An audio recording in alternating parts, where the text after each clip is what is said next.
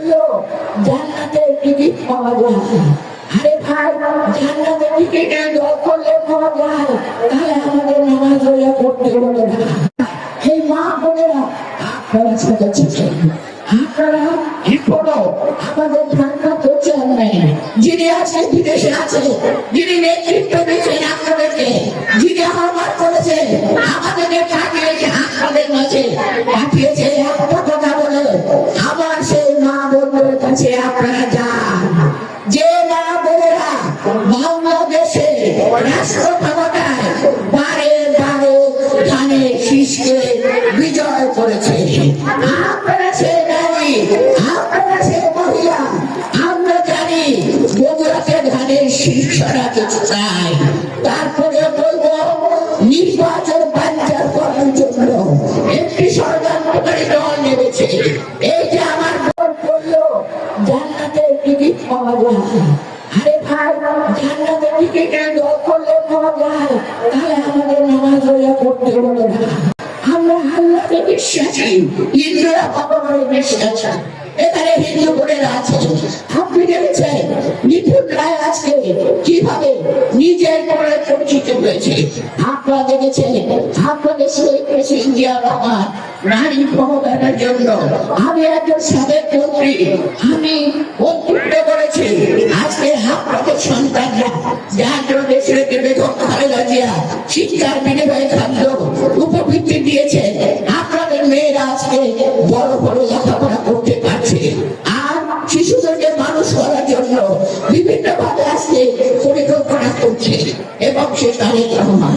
আমরা জানি এখানে যে মা বোনেরা আছে, অনেকের মেয়েরা আজকে শিক্ষিত হয়ে কেউ পাইলট, কেউ ইঞ্জিনিয়ার, কেউ ডাক্তার, কেউ রাজনীতিবিদ, কেউ প্রধানমন্ত্রী হয়তো আগামীতে হবে।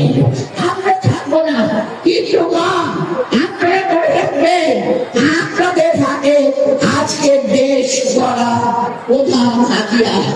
আপনারা হলেন সেই শক্তি, যে শক্তি ধানের শীষকে নিয়ে, ধানের শীষকে নিয়ে নিয়ে যায়। ধানের শীষ দিয়ে রাষ্ট্র কাঠামোয় দলকে ক্ষমতায় আনে। আমাদের শহীদ প্রেসিডেন্ট জিয়া রহমান এসেছিলেন। ধানের শীষ হলো আমার প্রতিজ্ঞা, ধানের শীষ হলো আমার শিক্ষা, ধানের শীষ হলো আমার নিরাপত্তা, ধানের শীষ হলো আমার কথা বলার স্বাধীনতা, ধানের শীষ হলো আমার কর্মসংস্থান, আমার অর্থনৈতিক স্বাধীনতা।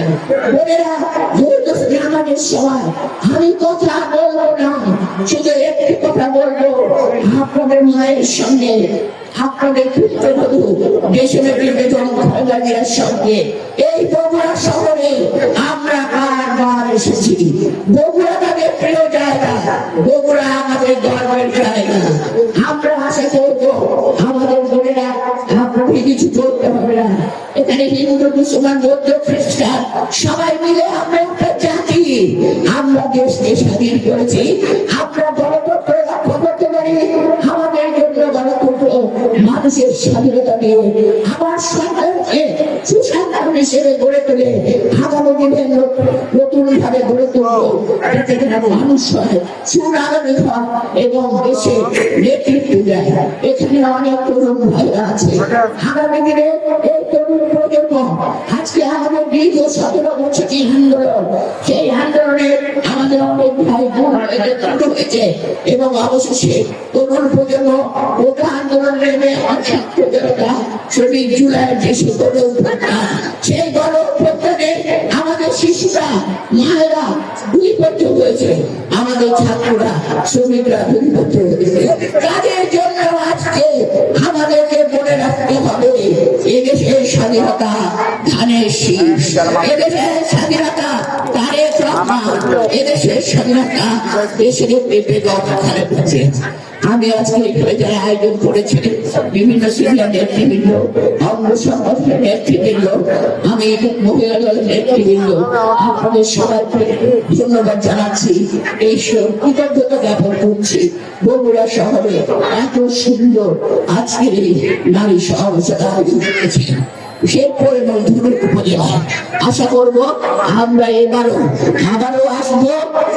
আমাদের বিজয়ী হওয়ার পরে এই সিরাজ সাহেবে এই মোশাররফ হোসেনের আমন্ত্রণে এসে আমরা বিজয় উৎসব করব। সেই দিনের অপেক্ষায়